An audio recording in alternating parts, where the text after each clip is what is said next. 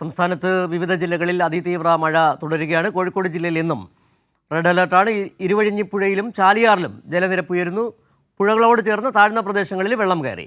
വിദ്യാഭ്യാസ സ്ഥാപനങ്ങൾക്ക് അവധി പ്രഖ്യാപിച്ചിട്ടുണ്ട്. കനത്ത മഴയെ തുടർന്ന് കോഴിക്കോട് ബസ് സ്റ്റാൻഡിൽ വെള്ളക്കെട്ടുണ്ടായി. കോഴിക്കോട് നിന്ന് മേഘ ചേരുകയാണ്. മേഘ, എങ്ങനെയാണ് ഇപ്പോൾ കോഴിക്കോട്ടെ മഴയുടെ ഒരു സാഹചര്യം? നാശനഷ്ടങ്ങൾ പുതുതായി എന്തെങ്കിലും റിപ്പോർട്ട് ചെയ്യപ്പെട്ടിട്ടുണ്ടോ? സിജു, ജില്ലയിൽ കനത്ത മഴ തുടരുകയാണ്. റെഡ് അലേർട്ട് ആണ് നിലനിൽക്കുന്നത്.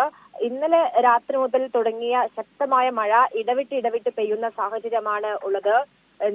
അതായത് ജില്ലയിൽ ദുരിതാശ്വാസ പ്രവർത്തനത്തിന്റെ ഭാഗമായി 19 കുടുംബങ്ങളെയാണ് ഇപ്പോൾ ക്യാമ്പുകളിലേക്ക് മാറ്റി പാർപ്പിച്ചിരിക്കുന്നത്. കോഴിക്കോട് കോരപ്പുഴയിൽ യെല്ലോ അലേർട്ടാണ് പ്രഖ്യാപിച്ചിരിക്കുന്നത്. തീരദേശത്ത് താമസിക്കുന്ന ആളുകൾ ജാഗ്രത പാലിക്കണം എന്നൊരു നിർദ്ദേശം നിലവിൽ നൽകിയിട്ടുണ്ട്. ഇരുവഴിഞ്ഞിപ്പുഴയിലും പൂനൂർ പുഴയിലും ഒക്കെ തന്നെയും ജലനിരപ്പ് ഉയരുന്ന സാഹചര്യമാണ് ഉള്ളത്. സമീപത്ത് ഇതിനു മുൻപും മഴ പെയ്തപ്പോൾ വലിയ തരത്തിൽ വെള്ളം കയറിയ പ്രദേശങ്ങളുണ്ട്. ഇവിടെ ചെറിയ രീതിയിൽ ഇപ്പോൾ വെള്ളം കയറിക്കൊണ്ടിരിക്കുന്നു. പക്ഷേ ഏതെങ്കിലും തരത്തിൽ ആളുകളെ ക്യാമ്പുകളിലേക്ക് മാറ്റിയിട്ടില്ല.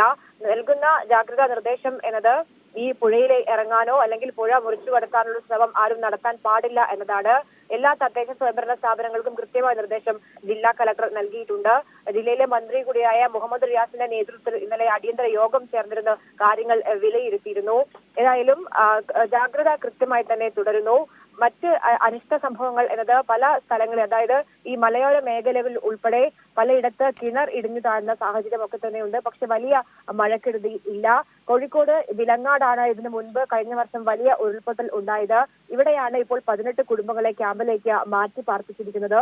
ക്യാമ്പുകൾക്ക് വേണ്ട എല്ലാ സൗകര്യവും നിലവിൽ ഒരുക്കുകയും ചെയ്തിട്ടുണ്ട്. ജില്ലയിൽ പലയിടത്തായി വൈദ്യുതി ബന്ധം വിച്ഛേദിക്കപ്പെട്ട നിലയിലാണ് ഉള്ളത്. KSEB അത് പുനഃസ്ഥാപിക്കേണ്ട പ്രവർത്തനം കൂടിയാണ് നടത്തുന്നത്.